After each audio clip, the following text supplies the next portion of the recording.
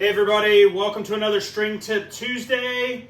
This time I'm going to show you how to wrap a grip conventionally for a right-hander.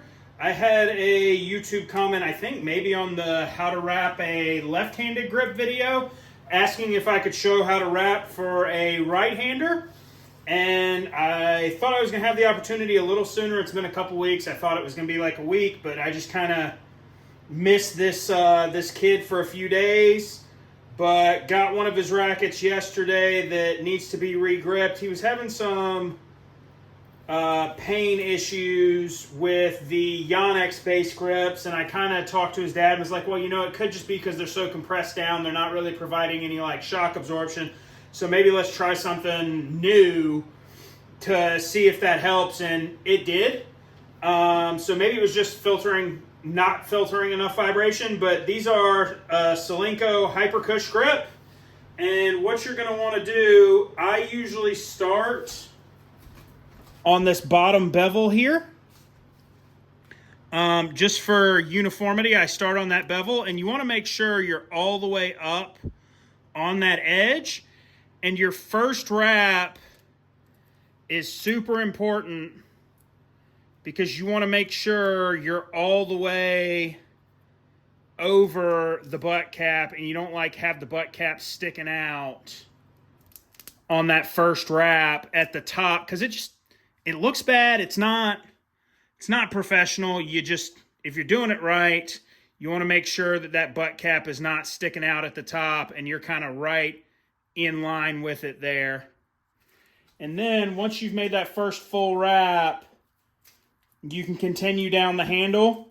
You can see these kind of have a little, like, very faint line in them. And you'll use that line, and that line is going to be your indicator of overlap. And you can kind of create the thickness of the grip or the lack of thickness of the grip by how tightly you pull the grip as you wrap. I just apply kind of a gentle, steady pressure, maintain that nice overlap there all the way down. And as you can see, each kind of wrap or two, I'll pull the backing off of the adhesive because this grip does have adhesive backing, so no need for double-sided tape. And you just keep wrapping all the way down, maintaining that nice consistent overlap, that nice consistent angle on the grip. And then once you get to the end of the grip and you're at the top of the handle, continue your wrap around, but as you're doing it, by the time you make it all the way to the end here, and the end is going to come right here on the side this time. So you can kind of see the bevel on the grip where it meets the throat of the racket, where the handle meets the throat of the racket. So what I'm going to do is I'll mark that with a pin, and then I'll cut along that mark to make sure that I've got a nice straight cut all the way around and it's very uniform, so that when I put the grip tape on, it's not going to be all over the place and kind of floating up and down to try to meet the handle. You can just cut it at an angle, and most of the time it'll work, but I like to draw that line. It doesn't hurt anything to take the little bit of extra time and draw the line. Cut off the excess portion of the grip. Continue your wrap around until you meet back on the other side, which, like I said, it would meet kind of on the side there. Then you'll take your grip tape that you stuck on a surface with just the like little opening sticking to the surface. It's still got the paper backing on it. And you'll put that grip tape on exactly how you would an overgrip.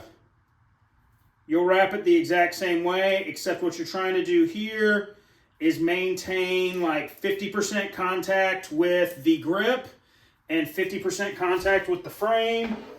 And then what I'll do here is I'll also put a beveled end on that grip tape, because I found for whatever reason, if you don't bevel it, if you just leave it flat, that end just kind of floats off into space.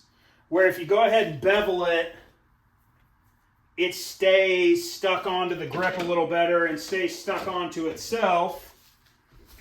And ultimately, you end up with a new grip with nice even spacing that realistically, other than being a different brand, it looks factory. And that's ultimately what you're going for when you're replacing a base grip, is just a factory look and feel. So that's been another Tennis Tip Tuesday, how to replace a grip with a conventional wrap or a right-handed wrap.